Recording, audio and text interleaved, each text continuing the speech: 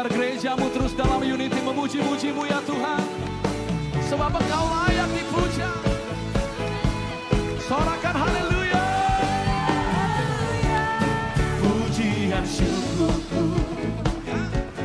ku naikkan bagimu, kasih dan rahmat-Mu tercurah bagiku, hidup bersama-Mu, ikut kehendak-Mu, ku berjalan tinggalkan masa lalu. Angkat kedua tangan Bapak Ibu sama-sama katakan, Kasih-Mu yang terbesar, kasih-Mu segalanya, janji-Mu yang sempurna. Oh, mari menari bersama-sama katakan, bersuka dalam-Mu, Yesus Kau kekuatanku, aman di dalam-Mu, menara perlindunganku. boleh semua menari sama-sama. Yesus Kau sukacitaku, mulialah nama-Mu, oh Yesusku. Yang bersuka kita boleh katakan, Pujian syukurku ku naikkan bagimu, kasih dan rahmat-Mu tercurah bagiku, hidup bersama-Mu, ikut kehendak-Mu Bapa, ku berjalan tinggalkan masa lalu. yang mau angkat kedua tangan kita berkata bersama-sama, Kasih-Mu yang terbesar, that's right. kasih-Mu segalanya, janji-Mu yang sempurna. Boleh semua tangan di atas, dua kali tangan sama-sama yuk. Oh, bersuka dalam-Mu, Semua menari yuk. Yesus Kau sekuatanku, Oh, oh, oh. di dalam Tangan di atas kepala, menara perlindunganku. semua menari. Menari bagimu, Yesus Kau sukacitaku, mulialah nama-Mu, oh Yesusku. Mari menari bersama singers, come on. Sorakan ye.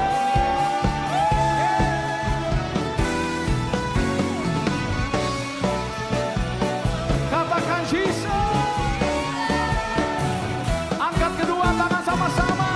Kasih-Mu yang terbesar, kasih-Mu segalanya, janji-Mu yang sempurna. Oh, dalam sukacita, Mari menari sama-sama. bersuka dalam-Mu, Come on.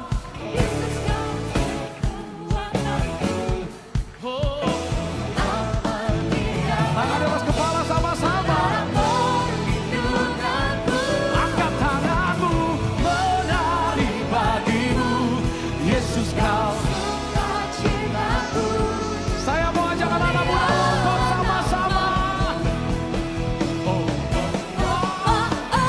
bersuka dalam-Mu, Yesus Kau kekuatanku, aman di dalam-Mu, menara perlindunganku. Menari bagimu, Yesus Kau sukacitaku, mulialah nama-Mu, Kaulah sukacitaku, mulialah nama-Mu, oh Yesusku, oh Yesusku, sukacitaku, Angkat tangan Bapak Ibu yuk. oh Yesusku, sukacitaku.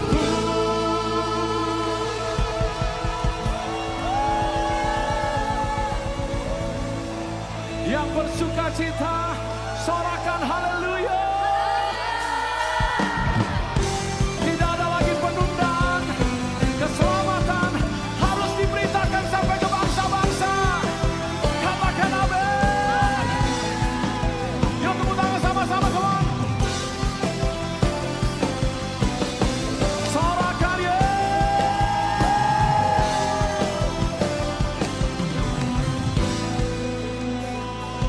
sama-sama katakan, tiba saatnya kami berkumpul bersatu.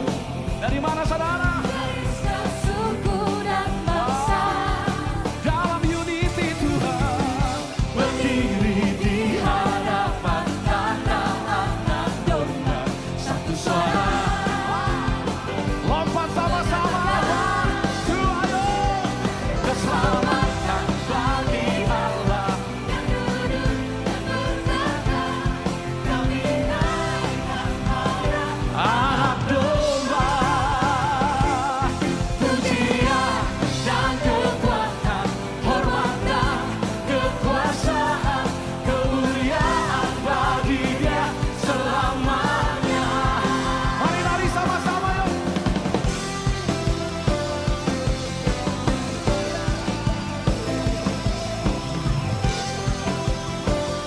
Kasih tahu kanan kiri Bapak Ibu sama-sama, tiba saatnya.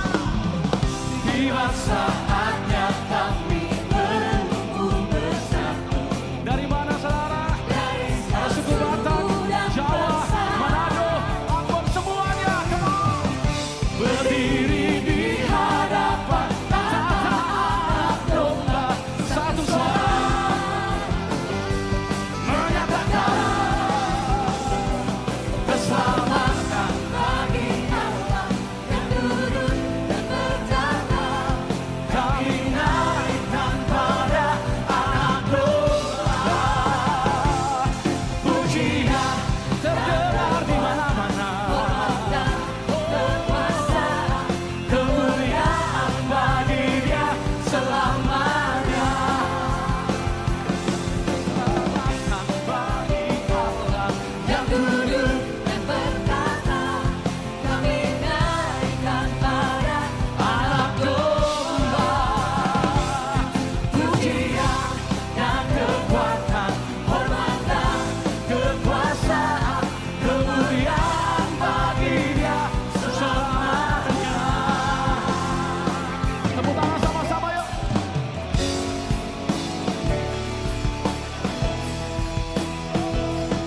Seberapa banyak yang siap dipakai untuk memberitakan keselamatan bagi everyone? Lambaikan tangan saudara. Come on.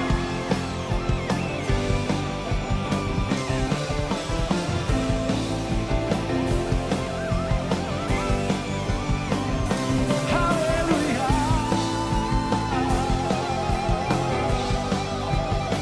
Oh, Jesus. Angkat kedua tangan kita tinggi-tinggi kepada Tuhan Yesus. Katakan bersama-sama, keselamatan. Come on.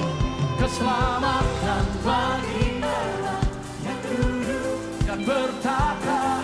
Kami naikkan pada anak domba. Pujian terdengar dalam hadiratmu, dari umat yang kau tebus dengan darahmu. Saya ajak semua lompat sama-sama. One, two, ayo. Keselamatan Yang duduk dan berkata, kami naikkan pada anak domba. pujian dan kekuatan, Hormat dan kekuasaan kemuliaan bagi Dia selamanya. Kemuliaan bagi Dia selamanya. Angkat kedua tangan sama-sama. kemuliaan bagi Dia Selamanya.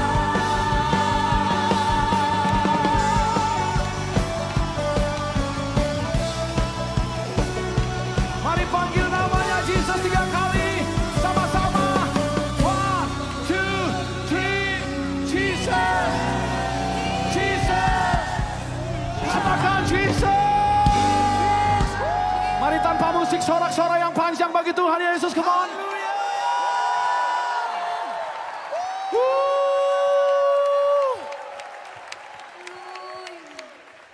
Haleluya. Kau Allah kami yang hidup, Allah kami yang berdaulat atas kehidupan kami ya Yesus. Untuk itu kami hadir di tempat ini. Kami menanti-nantikan Engkau ya Yesus. pencurahan rohmu yang terbesar dan yang terakhir. Pentakosta. Kami rindu ya Yesus. Kami rindu ya Roh Kudus.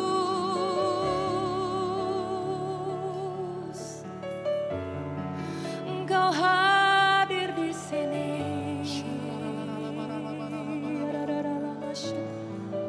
Kami menyembah-Mu, Allah kami. Kau mulia,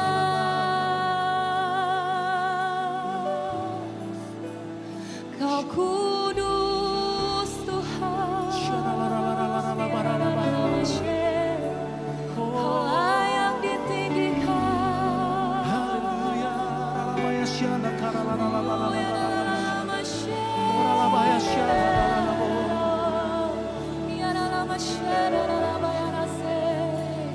Mari angkat suaramu, kita berbahasa roh.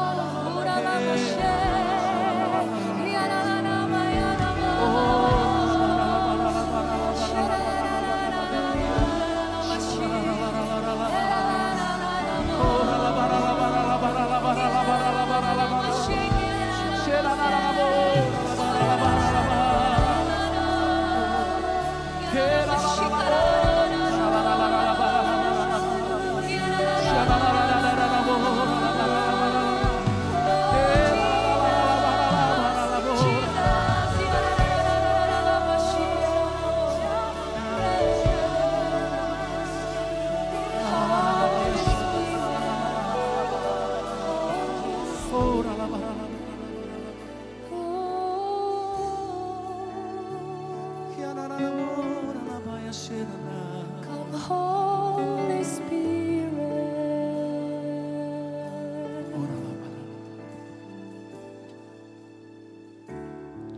There's nothing worth more that could ever come close. Nothing can compare. You're our living hope. Your presence, Lord. Jesus. I've tasted and seen all the sweetest of love, where my heart becomes free and my shame is undone. Your presence, Lord.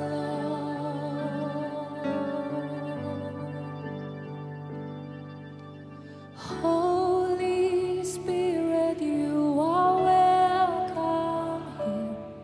Come flood this place and fill the atmosphere. Your glory, God, is what our hearts long for.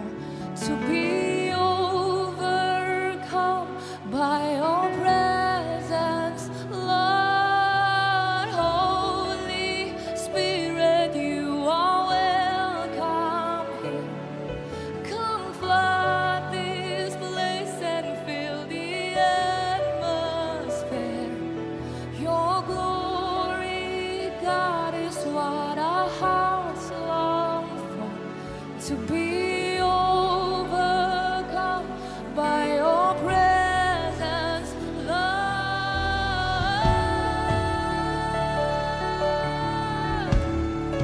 Your presence, Lord.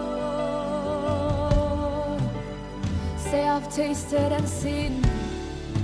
I've tasted and seen all the sweetest of love, where my heart becomes free and my shame is undone.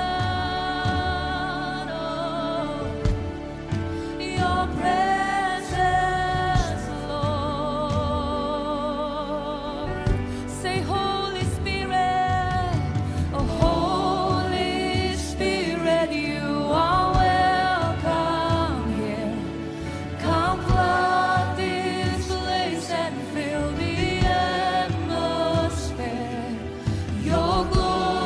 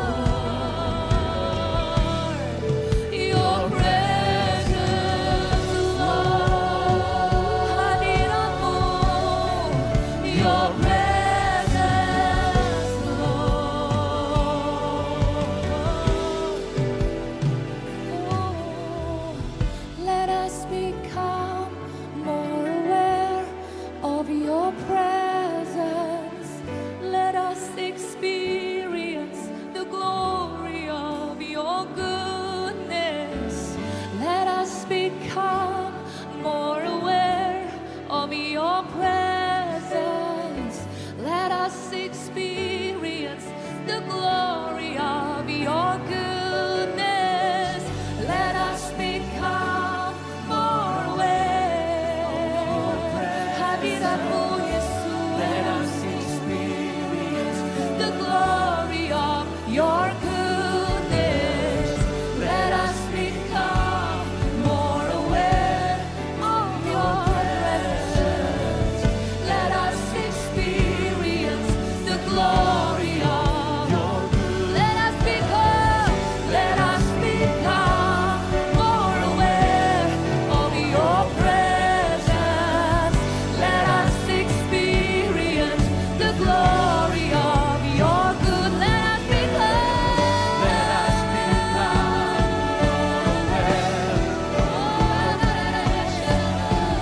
Let us experience the glory of your goodness.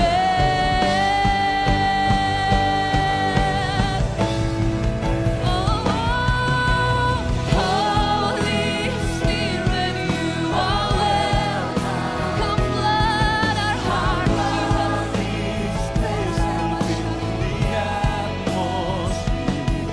Your glory, that is what our hearts long to be overcome by your presence. Lord, say, Holy Spirit, you are welcome. Come flood this place and fill the atmosphere. Kemuliaan-Mu, Your Yesus. glory, God, is Kami nantikan longs for to be overcome. Mari angkat tanganmu, Holy Spirit, you are welcome. come flood this place and fill the atmosphere. Your glory, God, is what our hearts long for. To be overcome by your presence, Lord.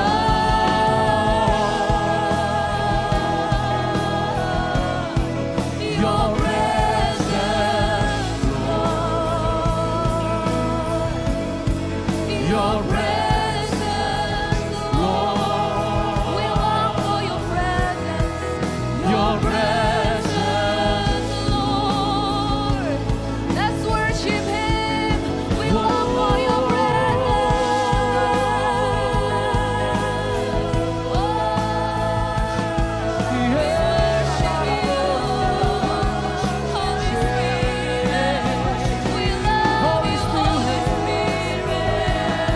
Holy Spirit, We love you, Father. We love you, Lamb of God, who sits on the throne,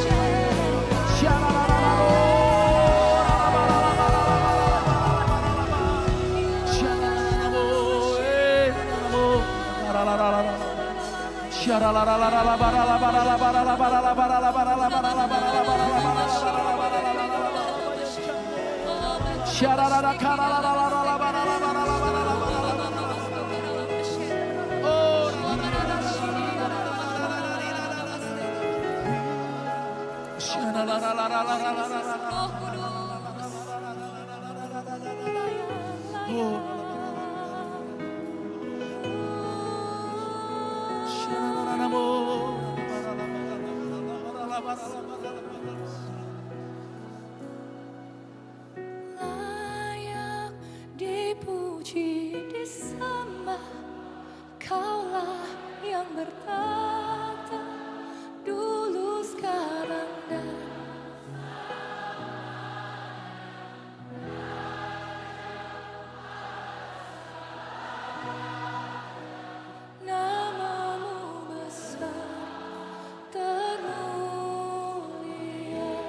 Boleh kasih tepuk tangan buat Tuhan kita. Haleluya. Layak dipuji disembah, Kaulah yang bertahta selamanya, Raja atas segala raja, namamu besar termulia. Angkat suaramu, layak, layak dipuji disembah. Kaulah yang Kau bertahta Yesus selamanya, Raja atas segala raja, namamu besar termulia. Hosana, Hosana, Hosana bagi Raja, Hosana bagi Yesus, Hosana, Hosana, lebih lagi Hosana, Hosana, Hosana,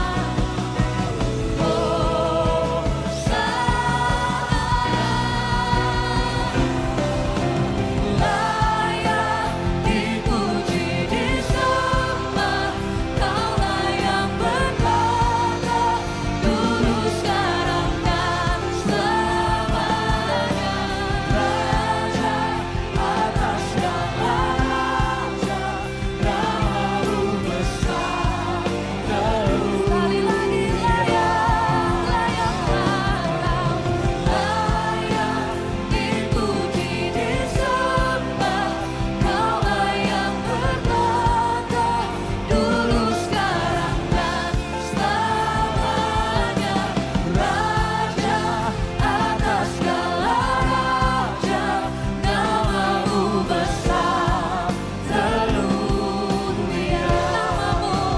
Namamu besar termulia. Namamu besar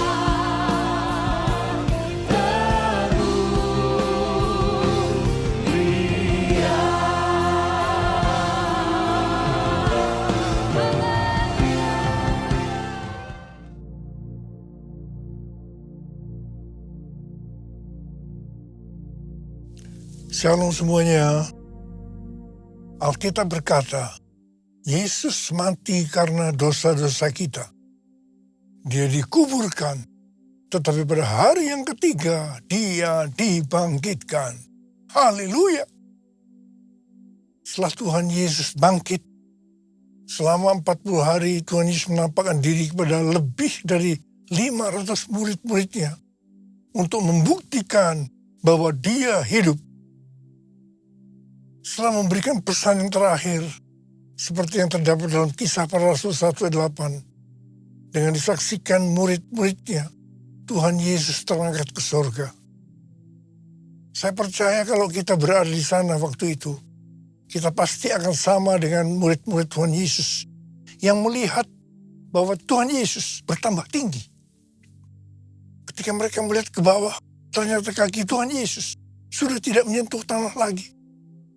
Perlahan tapi pasti Tuhan Yesus terangkat ke surga.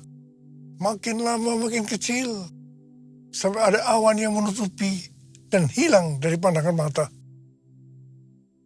Sementara mereka terheran-heran melihat ke langit, maka ada 2 orang yang berpakaian putih di dekat mereka yang berkata, "Hai orang-orang Galilea, mengapakah kamu berdiri melihat ke langit? Yesus ini yang terangkat ke surga meninggalkan kamu, akan datang kembali dengan cara yang sama seperti kamu melihat dia naik ke surga." Dari ayat ini, saya percaya kalau yang melihat Tuhan Yesus naik ke surga adalah murid-muridnya Tuhan Yesus. Maka yang akan melihat Tuhan Yesus turun dari surga adalah murid-murid Tuhan Yesus. Katakan amin. Sekarang Tuhan Yesus ada di surga. Apa yang dilakukan Tuhan Yesus di surga? Yang pertama, Tuhan Yesus berkata dalam Yohanes 14 ayat 1 sampai dengan 3. Janganlah gelisah hatimu. Percayalah kepada Allah. Percayalah juga kepadaku. Di rumah Bapakku banyak tempat tinggal. Jika tidak demikian, tentu aku mengatakannya kepadamu. Sebab aku pergi ke situ untuk menyediakan tempat bagimu. Apabila aku telah pergi dan telah menyediakan tempat bagimu, aku akan datang kembali dan membawa kamu ke tempatku. Supaya di tempat aku berada, kamu pun berada. Pesan Tuhan Yesus ini tujuan untuk murid-muridnya. Karena itu kalau kita mau ikut dalam pengangkatan, maka kita harus menjadi murid Tuhan Yesus. Murid Tuhan Yesus adalah kita-kita yang hidupnya sama seperti Kristus telah hidup. Karena kita hidup sama seperti Kristus telah hidup, maka kita akan menjadi serupa dengan gambarnya. Roma 8:29 berkata, sebab semua orang yang dipilihnya dari semula, mereka juga ditentukannya dari semula untuk menjadi serupa dengan gambar anaknya. Supaya ia, anaknya itu, menjadi yang sulung di antara banyak saudara.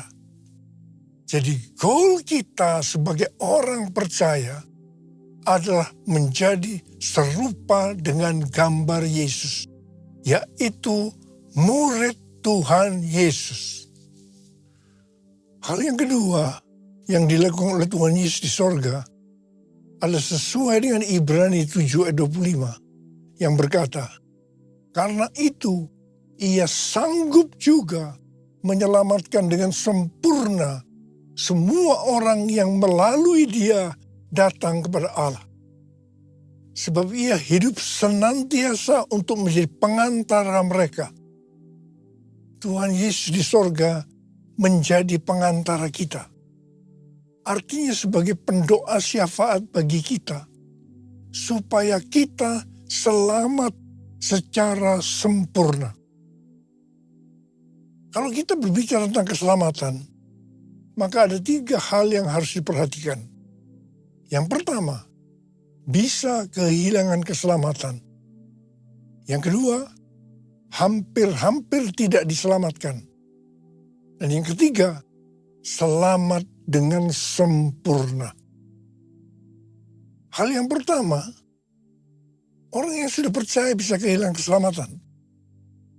Matius 7 ayat 21 sampai dengan 23 berkata, bukan setiap orang yang berseru kepadaku, Tuhan, Tuhan, akan masuk ke dalam kerajaan surga, melainkan orang yang melakukan kehendak Bapakku yang di surga. Pada hari terakhir, banyak orang akan berseru kepadaku, Tuhan, Tuhan, bukankah kami bernubuat demi namamu? Dan mengusir setan demi namamu? Dan mengadakan banyak mujizat demi namamu juga? Pada waktu itulah aku akan berterus terang kepada mereka dan berkata, aku tidak pernah mengenal kamu. Enyahlah dari hadapanku, hai kamu yang melanggar perintah Allah. Ini merupakan peringatan bagi hamba-hamba Tuhan yang sedang dipakai oleh Tuhan. Agar pelayanan yang diberikan oleh Tuhan semata-mata hanya untuk menyatakan kemuliaannya. Bukan untuk kemuliaan diri sendiri. Bukan untuk mencari keuntungan pribadi. Bukan untuk popularitas. Di mana ini bisa mengakibatkan hilangnya keselamatan. Contoh, seorang murid yang kehilangan keselamatannya adalah Yudas. Yudas mengikuti Yesus begitu lama. Bahkan dicatat dalam Lukas 9 ayat 1 sampai dengan 6. ia bersama-sama murid-muridnya yang lain pernah melakukan berbagai mujizat dan pelayanan kesembuhan. Namun ia akhirnya memilih meninggalkan Tuhan. Maka hilanglah keselamatannya. Hal yang kedua, mengenai hampir-hampir tidak diselamatkan. 1 Korintus 3 ayat 10 sampai dengan 15 berkata, kita membangun hidup kita ini dengan dasar Yesus Kristus. Pertanyaannya, bahan apa yang kita gunakan untuk membangun kehidupan kita ini? Apakah dengan bahan emas, perak, batu permata, ataukah dengan bahan kayu, rumput kering, atau jerami? Semua ini akan nampak pada hari Tuhan saat pekerjaan kita diuji dengan api. Jika pekerjaan kita tahan uji, artinya tidak terbakar karena terbuat dari bahan emas, perak, dan batu permata, maka kita akan mendapat upah.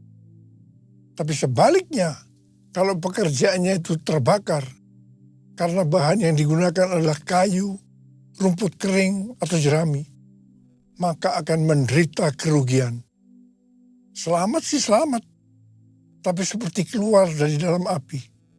Artinya hampir-hampir tidak diselamatkan. Hampir-hampir tidak diselamatkan dapat diartikan, yang pertama, kehilangan upah atau pahala.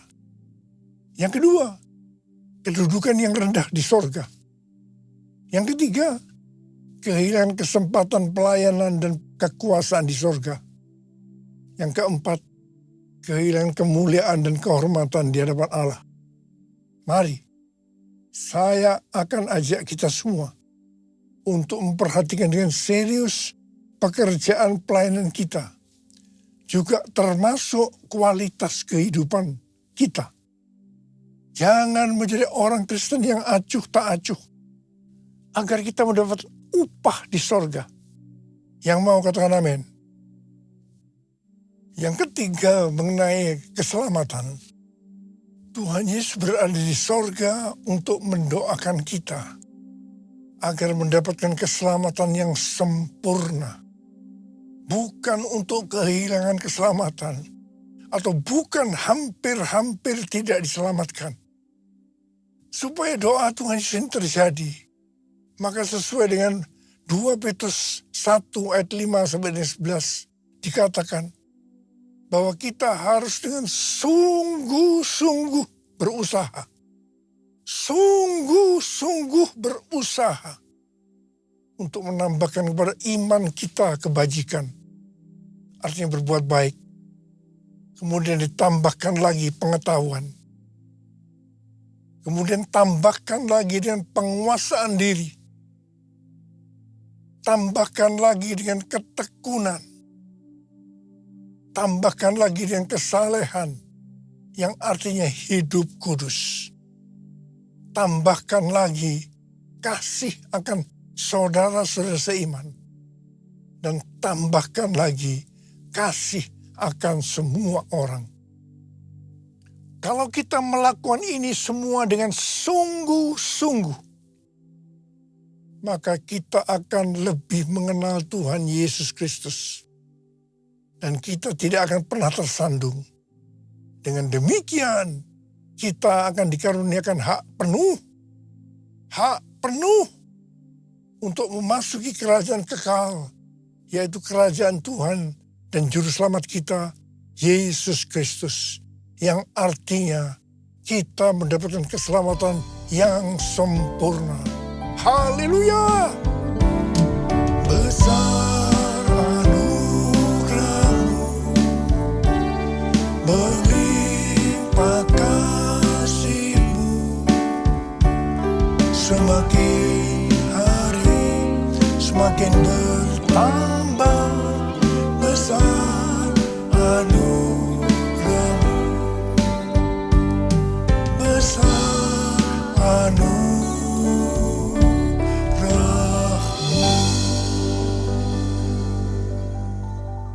Hal ketiga yang dilakukan oleh Tuhan Yesus di sorga adalah mencurahkan Roh Kudus. Pesan yang terakhir dari Tuhan Yesus untuk murid-muridnya sebelum ia terangkat ke surga terdapat dalam Kisah Para Rasul 1 ayat 8 yang berkata, tetapi kamu akan menerima kuasa kalau Roh Kudus turun ke atas kamu. Dan kamu akan menjadi saksiku di Yerusalem dan di seluruh Yudea dan Samaria dan sampai ke ujung bumi. Setelah memberikan pesan yang terakhir ini, Tuhan Yesus naik ke surga. Setelah itu apa yang dilakukan oleh murid-muridnya? Mereka pergi ke Yerusalem dan berkumpul di ruang atas atau kamar loteng. Mereka melakukan ini karena Tuhan Yesus yang menyuruh mereka agar tidak meninggalkan kota Yerusalem, karena mereka akan dilengkapi dengan kekuasaan dari tempat tinggi. Tuhan Yesus berkata, sebab Yohanes membaptis dengan air, tetapi tidak lama lagi kamu akan dibaptis dengan Roh Kudus. Murid-murid yang berkumpul berjumlah sekitar 120 orang. Kisah Para Rasul 1 ayat 14a berkata, mereka semua bertekun dengan sehati dalam doa bersama-sama. Artinya mereka berdoa, memuji dan menyembah Tuhan dalam unity siang dan malam. Ini adalah prinsip restorasi Pondok Daud. Ini adalah prinsip benar doa. Pada hari raya Pentakosta, jadi 10 hari setelah mereka berkumpul, tiba-tiba turunlah dari langit suatu bunyi seperti tiupan angin yang keras yang memenuhi seluruh rumah di mana mereka duduk. Dan tampaklah kepada mereka lidah-lidah seperti nyala api yang bertebaran dan hinggap pada mereka masing-masing. Maka penuhlah mereka dengan Roh Kudus. Lalu mereka mulai berkata-kata dalam bahasa-bahasa lain seperti yang diberikan oleh Roh itu kepada mereka untuk mengatakannya. Itu adalah bahasa Roh. Orang yang dibaptis dengan Roh Kudus atau dipenuhi Roh Kudus, tanda awalnya adalah berbahasa roh. Setelah itu murid-murid Tuhan Yesus dipakai secara luar biasa untuk melakukan amanat agung. Tanda dan mujizat menyertai pelayanan mereka. Peristiwa ini disebut sebagai Pentakosta yang pertama. Pentakosta yang pertama ini dahsyat, sebab dalam kurun beberapa ratus tahun, sekitar 70% dari dunia yang dikenal pada waktu itu, yaitu yang berada di bawah kekaisaran Romawi, menjadi Kristen. Wow! Pertanyaannya, apakah amanat agung sudah selesai? Jawabannya, belum. Karena itu pada tahun 1906, kembali Roh Kudus dicurahkan di Azusa Street yang disebut dengan Pentakosta yang kedua. Ciri-ciri yang menonjol dalam Pentakosta kedua ini adalah penekanan dalam hal berbahasa roh dan pelayanan mujizat dan kesembuhan. Meskipun seluruh karunia roh juga dicurahkan dengan limpahnya. Pentakosta kedua ini dahsyat. Mengapa? Karena melahirkan gerakan Pentakosta dan karismatik. Saat ini ada sekitar 700 juta orang yang diberdayakan oleh Roh Kudus. Pertanyaannya, apakah amanat agung sudah selesai? Jawabannya belum. Karena itu, hari-hari ini, pencurahan Roh Kudus yang jauh lebih dahsyat dibanding dengan Azusa Street sedang terjadi. Ini disebut sebagai Pentakosta yang ketiga. Seperti yang terjadi pada Pentakosta yang pertama dan Pentakosta yang kedua. Maka berbahasa roh dan pelayanan kesembuhan juga terlihat begitu intens. Saya percaya dengan Pentakosta ketiga ini, amanat agung Tuhan Yesus akan selesai. Dan Tuhan Yesus akan datang kembali. Haleluya! Rasul Paulus dalam 1 Korintus 14 ayat 5a berkata, aku suka supaya kamu semua berkata-kata dengan bahasa roh. Selain itu dalam 1 Korintus 14 ayat 18, Rasul Paulus juga berkata, aku mengucap syukur kepada Allah bahwa aku berkata-kata dalam bahasa roh lebih daripada kamu semua. Saya sangat mengaminkan apa yang dikatakan oleh Rasul Paulus ini. Dan saya juga berdoa agar apa yang dikatakan oleh Rasul Paulus ini juga terjadi pada kita. Yang percaya katakan amin. Ku buka hati untuk Roh-Mu Tuhan. Ku buka hati menyembah-Mu Yesus. Janganlah kami penuhi kami dengan kuasa Allah Maha Tinggi. Dengan kuasa Allah Maha Tinggi. Apa yang terjadi kalau kita berbahasa roh? Yang pertama, kita akan lebih berani bersaksi tentang Yesus. Kita ingat Petrus, di mana sebelum dia baptis dengan Roh Kudus, dengan tanda awal berbahasa roh, dia pernah menyangkal Yesus sebanyak 3 kali sebelum ayam berkokok. Setelah dibaptis Roh Kudus dan berbahasa roh, dia berani bersaksi tentang Tuhan Yesus, tidak peduli disesah dan dipenjara. Yang kedua, kalau kita berbahasa roh, maka sesuai dengan 1 Korintus 14 ayat 4a dikatakan, siapa yang berkata-kata dalam bahasa roh, ia membangun dirinya sendiri. Yang artinya, kalau kita berbahasa roh, kita akan membangun iman kita. Yang ketiga, kalau kita berbahasa roh, kita akan lebih merasakan hadiratnya dan lebih intim dengan dia. Karena ketika kita berbahasa roh, kita berkata-kata kepada Allah, bukan kepada manusia. Yang keempat, kalau kita berbahasa roh, kita akan berdoa lebih lama lagi. Yang kelima, sesuai dengan 1 Korintus 14 ayat 14 dan 15 yang berkata, sebab jika aku berdoa dengan bahasa roh, maka rohkulah yang berdoa, tetapi akal budiku tidak turut berdoa. Jadi apakah yang harus kubuat? Aku akan berdoa dengan rohku, tetapi aku akan berdoa juga dengan akal budiku. Aku akan menyanyi dan memuji dengan rohku, tetapi aku akan menyanyi dan memuji juga dengan akal budiku.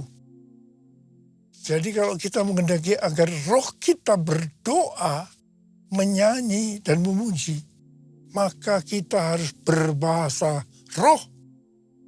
Sedangkan kalau dengan akal budi atau jiwa, maka kita harus menggunakan bahasa yang kita mengerti. Mari, bagi yang mau melakukan katakan bersama saya, amin. Bahasa roh atau bahasa lidah dalam Alkitab dituliskan di 1 Korintus 14, Kisah Para Rasul 2, Kisah Para Rasul 10, dan Kisah Para Rasul 19. Kesimpulannya sebagai berikut.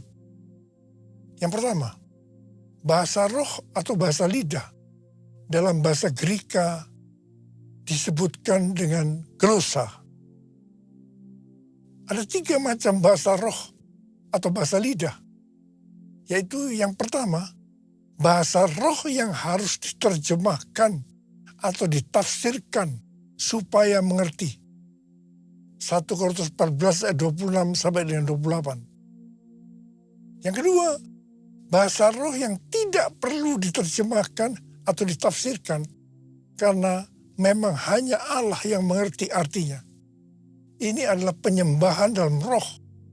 1 Korintus 14 ayat 2 sampai 4, Kisah 10 ayat 46, Kisah 19 ayat 6. Yang ketiga, bahasa roh yang diterjemahkan oleh Allah sendiri, sehingga dimengerti oleh orang yang mendengarnya dalam bahasa yang dimengerti. Itu terdapat dalam Kisah Para Rasul 2 ayat 4 sampai 11. Kesimpulan yang ketiga, bahasa roh atau bahasa lidah bisa diucapkan di mana saja. Artinya bisa di rumah, di kebaktian umum, di kebaktian doa, kul, dan di mana saja kita berada. Rasul Paulus dalam 1 Korintus 14 ayat 39 dan 40 berkata, "Karena itu saudara-saudaraku, usahakanlah dirimu untuk memperoleh karunia untuk bernubuat, dan janganlah melarang orang yang berkata-kata dengan bahasa roh. Tapi segala sesuatu harus berlangsung dengan sopan dan teratur." Memasuki tahun 2026, Tuhan memberikan tema bahwa tahun 2026 adalah tahun amanat agung. Tuhan memberikan visi kepada gerejanya bahwa tahun 2033 adalah target untuk menyelesaikan amanat agung. Setelah itu, Tuhan Yesus datang kembali. Apa yang terjadi pada tahun 2026 ini? Pesan yang Tuhan sampaikan sejak tahun 2025 tentang kondisi global yang tidak sedang baik-baik saja akan terjadi lebih dahsyat pada tahun 2026 ini. Tahun 2026 tahun yang penuh ketidakpastian. Tahun di mana peperangan, bencana alam, krisis ekonomi yang makin hebat. Tahun di mana keadaan akan semakin sukar. Ke depan ini kita memasuki tahun yang berbeda. Tuhan berpesan melalui Yeremia 33 ayat 3. "Berserulah kepadaku, maka aku akan menjawab engkau dan akan memberitahukan kepadamu hal-hal yang besar dan tidak terfahami, hal-hal yang tidak kau ketahui." Ada 3 langkah yang harus kita lakukan. Yang pertama, doa. Yang kedua, berdoa. Yang ketiga, doa, pujian, penyembahan bersama-sama dalam unity siang dan malam. Banyak berdoa dalam roh, artinya banyak berbahasa roh. Mari angkat tangan kita di hadapan Tuhan. Katakan bersama saya, "Curahkanlah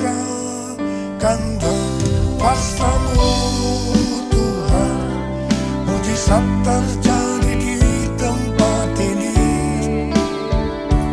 Curahkanlah kuasa-Mu Tuhan, mujizat terjadi sekarang ini." Sekali lagi, curahkanlah kuasa-Mu Tuhan, mujizat terjadi di tempat ini. Curahkanlah kuasa-Mu Tuhan, mujizat terjadi sekarang ini. Mari berbahasa.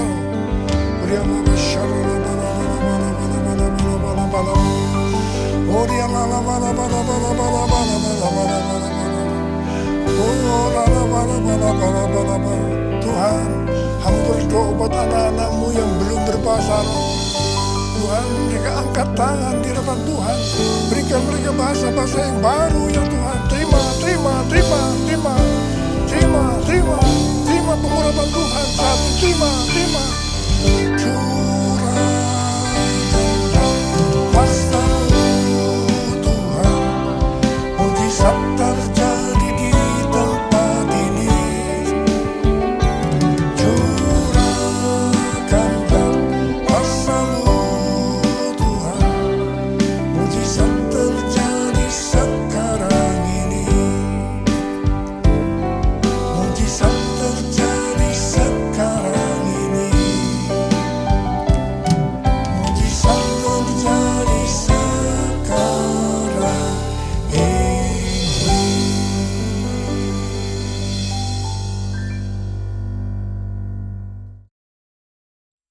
kita akan masuk dalam perjamuan kudus.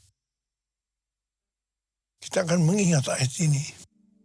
Sebab setiap kali kamu makan roti ini dan minum cawan ini, kamu memberitakan kematian Tuhan sampai Ia datang. Perjamuan kudus adalah perjamuan Tuhan Yesus sendiri. Setiap kali kita masuk dalam perjamuan kudus, Tuhan Yesus selalu berkata, biarlah ini menjadi peringatan akan daku. Karena itu mari, arahkan hati kita kepada kebaikan Tuhan. Tundukkan kepala, kita akan mengingat kebaikan Tuhan. Supaya lebih mengasihi Tuhan Yesus. Kita lebih mengasihi satu dengan lain. Ya Tuhan, terima kasih. Siapakah kami ini sebelum kami mengenal Engkau ya Aba. Kami semua orang berdosa. Upah dosa adalah maut, mati. Tapi Engkau yang tidak berdosa telah dijadikan dosa oleh karena kami. Engkau harus turun dari surga mulia. Mati ganti kami dengan penderitaan yang luar biasa. Sungguh kalau Engkau memikirkan Tuhan, betapa baiknya Engkau itu. Engkau jadikan kami sebagai anak-anak-Mu. Engkau tuntun, Engkau bela, Engkau lindungi, Engkau berkati kami. Engkau hajar juga kalau kami salah Tuhan. Itu Engkau ya Aba. Itu Engkau. Bapa terima kasih. Tuhan akan memberkati kita melalui perjamuan kudus. Tapi Tuhan mau kita makan dan minum dengan cara yang benar. Karena itu masing-masing berdoa. Lihat keadaan diri masing-masing. Introspeksi. Kalau ada hal-hal yang Tuhan ingatkan untuk diselesaikan saat ini, langsung minta ampun. Ampuni saya. Ampuni. Ampuni Tuhan. Ampuni. Kau melihat anak-anak yang minta ampun padamu ya Tuhan. Ampuni. Ya Tuhan, kami akan masuk dalam perjamuan kudus dengan hati yang penuh ucapan syukur. Layakkan kami. Makasih. Dalam nama Yesus. Amin. Mari kita angkat roti di tangan kanan kita tinggi-tinggi. Sebab apa yang telah kuteruskan kepadamu telah aku terima dari Tuhan. Yaitu bahwa Tuhan Yesus pada malam waktu Ia diserahkan mengambil roti. Dan sesudah itu Ia mengucap syukur atasnya. Ia memecah-mecahkannya dan berkata, inilah tubuhku yang diserahkan bagi kamu. Perbuatlah ini menjadi peringatan akan aku. Saudara dikasih Tuhan. Bukankah roti yang kita pecah-pecahkan ini adalah persekutuan kita dengan tubuh Kristus? Mari kita makan dalam nama Yesus.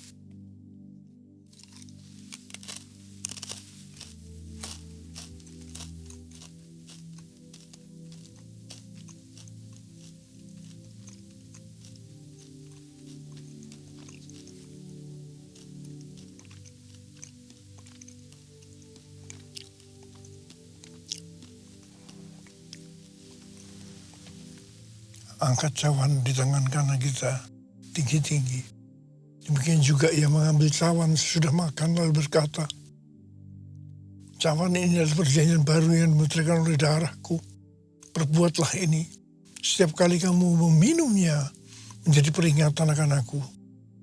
Saudara kasih Tuhan, bukankah cawan pengucapan syukur yang atasnya kita ucapkan syukur adalah persekutuan kita dengan darah Yesus. Mari kita minum dalam nama Yesus.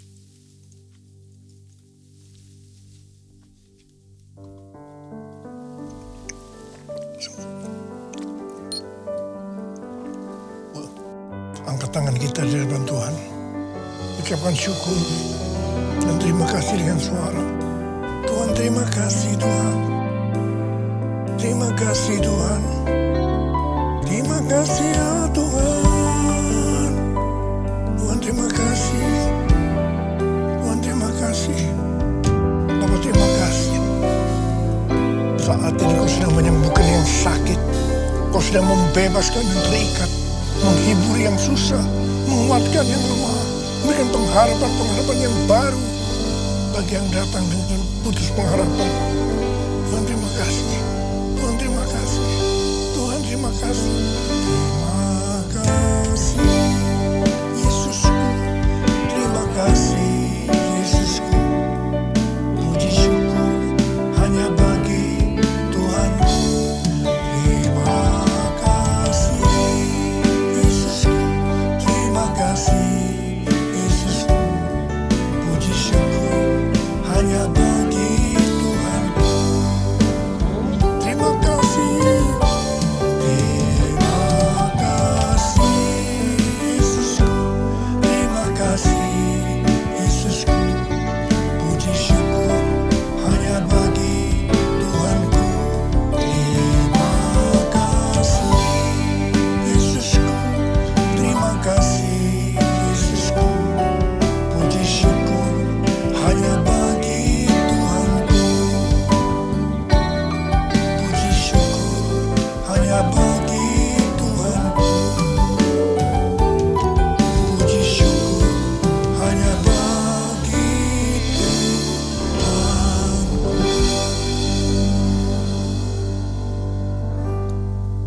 Biarlah berkat Tuhan, kasih karunia berlimpah-limpah dari Allah Bapa dalam Anak yang tunggal, Yesus Kristus, persekutuan yang manis dengan Roh Kudus, menyertai kita semua mulai hari ini, sampai Tuhan Yesus datang menjemput kita di awan-awan, dan bahkan sampai selama-lamanya.